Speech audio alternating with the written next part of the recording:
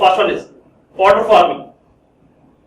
So first one, preparation of powders. So preparation of powders, it means we are converting the bulk material into powder form, or we are generating powder form by means of gas atomization. So gas atomization is the commonly process used for making powder for matrix materials. For composites, we generally go for gas atomization. So now we will see the gas atomization. So this is the process of gas atomization. Here, now we will see gas atomization process. So this is the schematic of gas atomization process. So this is our matrix metal. Here we are keeping our matrix metal in molten state.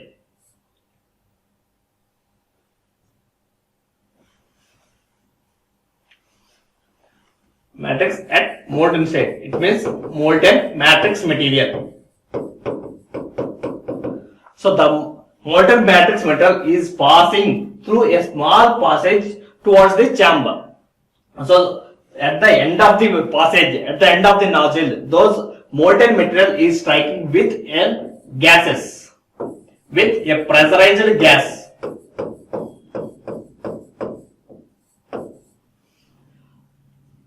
So the passage, the molten metal flow is heated by a gas, a high pressurized gas, so that the molten material is converting into mist. It means it is converted into small particles due to the high pressure. So by means of this, the molten material, a bulk flow of molten material is converting into mist form. So that after that, due to its environmental, the matrix material is solidifying in the form of powder form.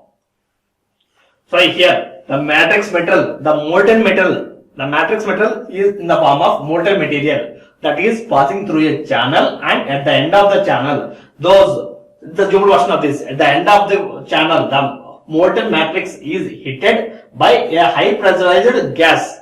Due to that, this air is blowing the matrix material into small particles. It means it is converting into mist. So the size of the particles is very less. So due to its environment or due to its chamber temperature, the material is solidifying and it is forming, or it is converting into solid form, and those are collected at a collected chamber. So some amount of fine powders that can be fluid along with the air, those are collecting at the one more fine powder chamber. So here, due to its density variation, the light particles will flow along the gas. So those will be collected in this fine powder chamber. So again, this gas can be recycled. The gas can be recycled, and we are getting the matrix in powder form. So this is a schematic of our gas atomization process. So initially we are taking the matrix metal in molten state. The molten metal passage is heated by a high pressurized gas, so that the molten metal is converting into mist and it is solidifying, and finally we are getting the powder, and those are collected at the collection chamber. This gas can be recycled. So similar to gas atomization, we can use water atomization and various techniques. So compared to other processes, by means of gas atomization, we can get a fine spherical particles with a diameter of less than 30 microns. So here, metal liquid vein. So vein is none other than the passage. The metal liquid vein is directly hit by a gas jet at high pressure. It means the pressurized gas jet is hitting the molten material vein, the passage, so that it is converting into small spherical drops, splitted it into small spherical drops. Size is not bigger than 300 micrometers. The size of the obtained powder is not more than 300 micrometers. So by means of gas atomization, we can get a spherical droplets. Whereas if we use water for this process, the shape of the particles will be irregular. So to avoid that, we are using gas atomization process to get a desired shape. So the next one is mixing of powders. So till now we did the preparation of powders. So the preparation of reinforcements and matrix both can be done for the same process, gas atomization process, if the reinforcement and the matrix materials are metals. If it is in a ceramic materials, so we can mix metal matrix with ceramic reinforcements also. If the reinforcements are ceramic materials, then we will go for milling process. Milling, crushing, these are various materials. There are various processes for converting the ceramic materials into powder form. So crushing, you already seen, we are converting the rocks into small pieces. That's the crushing. Along with that, ball milling, various techniques can be used for converting the ceramic materials into powder form. If both the metal and ceramic materials both can be gas atomized to convert into powder form. So after converting the powder form, we will go for this mixing. Here, this is the aluminum powder with we are mixing aluminum powder with zirconium powder. So here both the powders are mixing in a chamber. So if required, we will add some more additives for joining, for initiating the bonding or to get closure between the aluminum, between the matrix and the reinforcement. Means some more additives can be added if required. Mixing powder matrix with powder ceramic reinforcements. So depends upon the application. It might be a powder ceramic or it might be a matrix metal material. So depends upon the application. If we are mixing aluminum with titanium, both the materials are metals. If we are mixing aluminum with silicon carbide, one is the ceramic material and one more is metal material. So depends upon the application. It means depends upon the required property, we will go for different materials. Next one is, here after that we are compacting. The third step is compacting. It means we are shaping the powder. So here we are mixing the powder and we are getting a compound. After that the compound is filled in the dies to get a desired shape. By filling and we are compressing, we are densifying the component. We are compressing the powder to get a desired shape. The obtained product is called the green compact.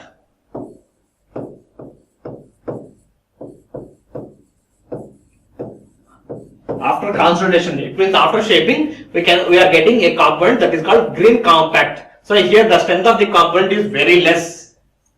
This cannot be used directly for any process.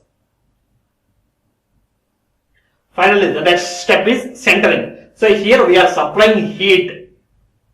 Centering is the method involving consolidation of powder grains. So heating here we are supplying the heat, heating the green compact. The obtained product, the earlier after compaction, the obtained product is called green compact. Here we are heating the green compact at a high temperature. At a high temperature, that is below the melting point. So we already discussed that the temperature of this material of this process is less than its melting temperature. It means around 0.8 to 0.9 of its melting temperature. It's not 1, less than 1. It means below the melting temperature. Here that heating is below the melting temperature. It means we are heating the component up to its recrystallization temperature.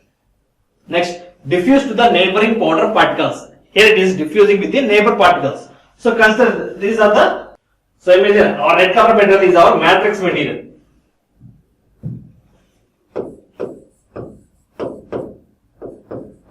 This is our matrix material and this is our reinforcement material. So initially both the materials are in powder form. This is a microscopic level. At microscopic level, both the materials are at powder form. It means the reinforcement and the matrix material. So this is the first step. We are producing the powders. In the second step, we are we are mixing these reinforcement and powder materials. So here we are mixing so that the particles will be distributed. So here somewhere you can see the reinforcement mixed with matrix material. The next third step is shaping process. So here we are shaping the component. We are getting a shape. So here we are getting the shape of the component. Finally, the last step is centering. During centering, the atoms are fusing. It means we are heating the temperature above the crystallization temperature, right? Above the recrystallization temperature. At that temperature, the material, the boundaries of the materials will fuse. It means will melt and it bonds with the neighboring particles. After that, while removing the temperature, it means during solidification, those will melt and form a solid component like this. So these are the stages of centering process. So initially, these are the various particles. So powder particles are in the form of sphericals, around spherical. Here at this junction, those are having point contact. It means those are having only contact. There is no bond between these particles. Those can be easily detached. Why? Because there is no bond in between. It means no strength. So these are here it is only point contact. If we are supplying heat, the necking will start. The necking will start. It means the boundaries will solidify. The melting will start. It means first the boundaries will melt and that will fuse with the neighbor particles. So here if you observe that the pores after solidification, the size of the pores will be reduced. So here it is having initially these are having some porous nature, pores. So after supplying the heat, the material, the outer materials will melt, the outer boundaries will melt and fuse with the neighboring particles, and these pores will be filled by this material. These pores will be filled by this material, so that we are getting a good component. So here all the particles are fused together, and the size of the grains are also the size of the pores are also reduced. Why? Because those gaps are filled with the molten material. It means the fused material. The diffused materials is filled with these porous materials. These are the various stages of our sintering process. Next, sintering stage. So sintering cycle. So the heat for sintering, we cannot raise the temperature at a single instant, and we cannot drop the temperature at a single instant. So for sintering, we are having a cycle. So initially, this is a conveyor belt. Here the components are placed on this belt, and those components are moving along this belt. By means of belt, our components are moving, so that those components are exposed to different temperature. So for this, so initially it is having a preheat stage. During this stage, the temperature only a certain degrees of temperature can be raised gradually. So here this is the curve. So it is rising gradually. So at this point it is not rising at a single instance. Gradually it is increasing. The temperature is rising, and the constant temperature is maintaining for certain time. That is called soaking time. So here we are rising the temperature to some extent, and we are soaking the component at the same temperature. So during this preheating, the volatile materials, it means the water or some adhesives, so are oils or grease, during formation, during compaction, or for powder processing, we are some additives might be added. It means lubricants or some greases, some etc. Or some amount of water moisture may absorb by this component. Those all foreign particles will be evaporated or volatile at this stage. That is preheating stage. For preheating, the temperature is gradually rising, and our component is soaking for the same temperature for certain time. After that, again, this is the main sintering step. Here, again the temperature is rising gradually. If you observe the curve, the temperature is rising gradually, and again the component is soaking for a certain time at the same temperature. So this sintering temperature depends upon the material. The temperature, this temperature will be increased or decreased, depends upon the matrix material. So depends upon its recrystallization temperature. Depends upon recrystallization temperature, that temperature can be increased or lowered, but the cycle is same. So it should contain preheating, pre-sintering, sintering, and finally cooling process. These are the three stages. So for any process, for any material, the temperature should be gradually increased and it should be soaked for a certain time. Again in sintering stage, the temperature is gradually increased and it again should be soaked for some time. After that, cooling. So cooling also the same process. The gradual decrease of cooling can be observed here. So here from this temperature, it is gradually decreasing. The temperature drop is also gradually decreasing. So at a single instance, we are not quenching the component. So if we quench this component, the bonding between the reinforcement and matrix will be damaged. The cracks, more number of cracks will be initiated, so that it leads to the failure of our component. To avoid that, slow cooling is taking place in this powder processing process. Next one is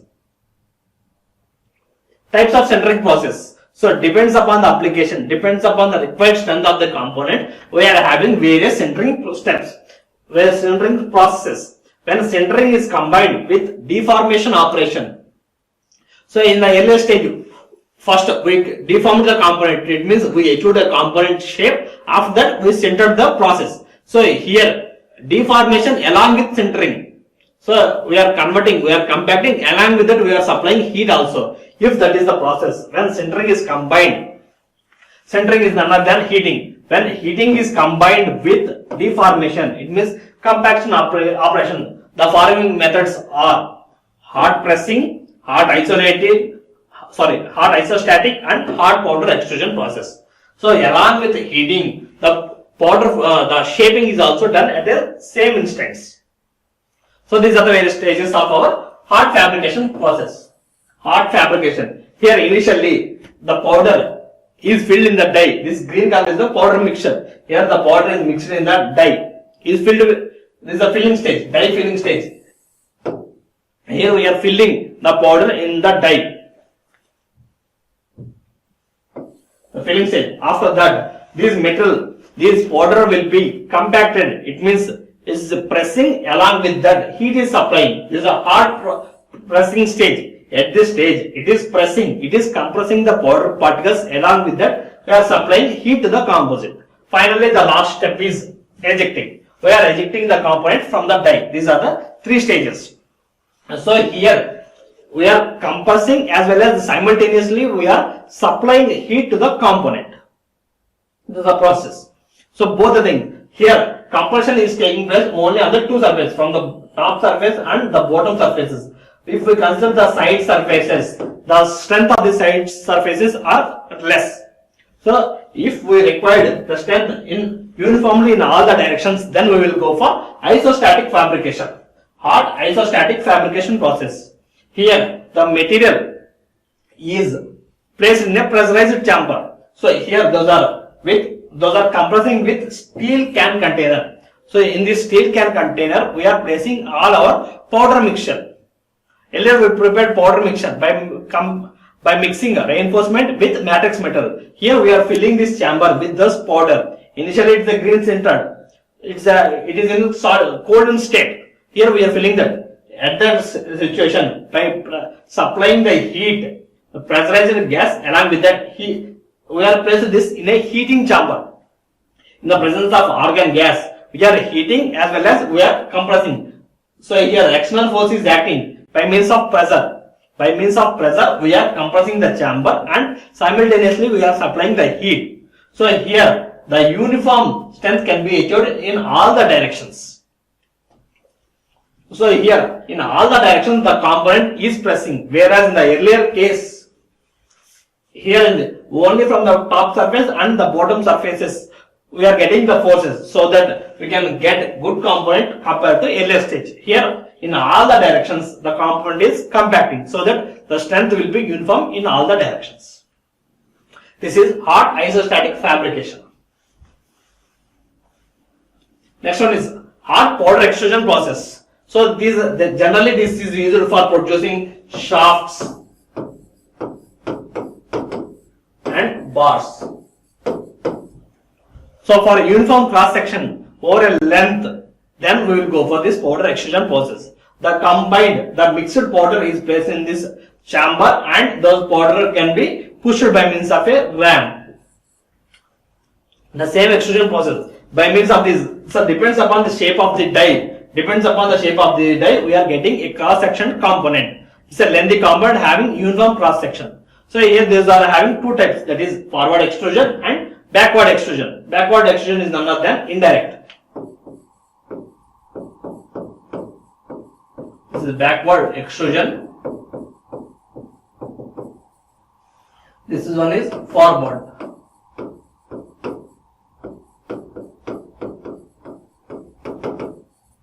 Forward extrusion and backward extrusion. So depends upon the application, we will go for both the things. So by means of this process we are getting a component having uniform cross section over a length. So generally those are used for shafts and bars. This is solid state process. This is powder process. The next one is foil diffusion process. Foil diffusion process. Here the initial stage of our matrix material is in the form of foil. It means sheets. So diffusion bonding in solid state fabrication, in which a matrix is in the form of foils. Foils is none other than thin sheets, and a dispersed phase in the form of long fibers. Generally, long fibers are used in this process. So along with these long fibers, particles, viscous flakes can also be used. So mostly this is employed for, or this is used for long fibers. So here it consists of mechanical application of pressure and temperature. So here we are supplying the pressure and temperature. So this is the schematic of our process. So foil diffusion. So here these are the foils. The red color is indicating the metal foils, and those are the fibers. Here initially we will take a foil, matrix foil, and fibers are placed on the top of this, and again matrix foil, again fibers, again matrix, again fiber. So one after the other, all these metals are stacked together. Alternate layers of matrix and reinforcements. Alternate layers of matrix and reinforcement. Matrix, reinforcement, matrix, reinforcement, matrix, reinforcement. So alternate layers of matrix and reinforcement are stacked together, and those are compressed by supplying pressure, and again along with that at high temperatures, or by supplying heat. So the same thing, alternating sheets of reinforcement and matrix are stacked one over the other. So we will see here. It consists of mechanical application of pressure and temperature. So the temperature is applied. The temperature is supplied to melt the foil material. This is the schematic of our process. So alternate layers of matrix and reinforcement fibers. So matrix, reinforcement, matrix, alternate layers are placed together. By supplying heat and pressure, the foil metal is melting, and it is forming bond with the reinforcement material. So by supplying the heat, the metal is melting and it is flowing. The gradual stages. By supplying heat, the metal is melting, and finally we are getting a solid component which are having good bonding between the reinforcement and the matrix material. So initially alternate layers are placing, alternate layers of matrix and fibers are stacking. After that, by supplying heat as well as pressure, we are consolidating the component.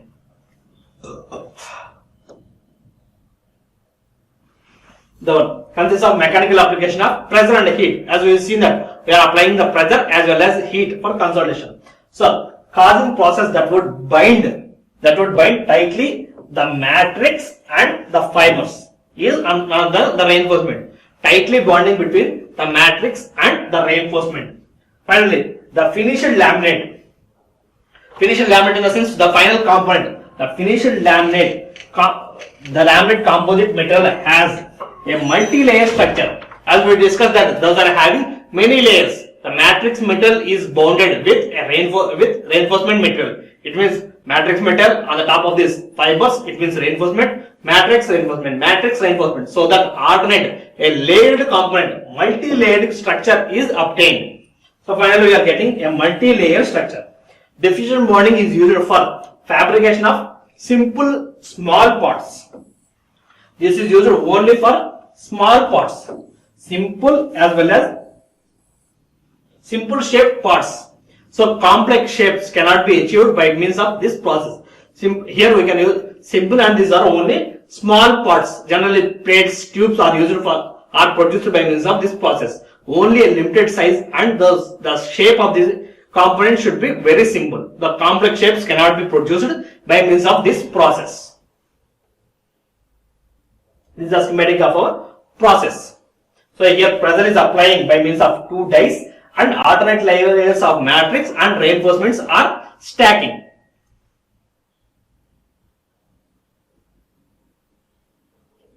Next one is semi-solid state process. Here the raw material, the shape or the initial stages of our raw material is in the form of semi-solid state.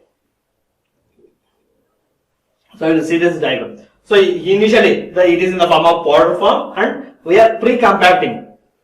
So the mixture is compacting, and it means we are getting a shape. After that we are heating the component to a semi-solid state. After that we are going for forming process. Here by supplying the heat, we are converting the powder into semi-solid state. If it is in semi-solid state, that can be easily formed. So we are converting the powder. We are converting the powder into a shape. After that we are heating the component so that it is converting into semi-solid state. At that stage, we are forming the process. It means we are converting into shape. Finally, here.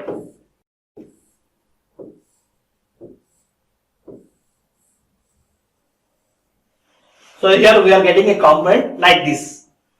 So after converting into semi-solid state, we are forming the process and finally we are getting this shaped component. This is called semi-solid state. So semi-solid state method. Semi-solid state powder processing is a process where a powder mixture is heated up to a semi-solid state. So we are not converting into liquid state. Just we are converting into messy state. That is, we are heating up to semi-solid state and pressure is applied. To form the composites. To print composites. Next, MMs, metal matrix composites may also be deformed after sintering operation by forging. By means of forging operation, we can alter the process. By means of pressing, we can alter the shape. By drawing or by means of extrusion. After sintering also, we can go for these processes. The deformation operation may be either hot or cold. These are all operations: forging, pressing, drawing, extrusion. These 4 processes can be done in hot conditions as well as cold conditions also. These are the solid and semi-solid processings. In the next class, we will discuss about liquid state processings. Thank you.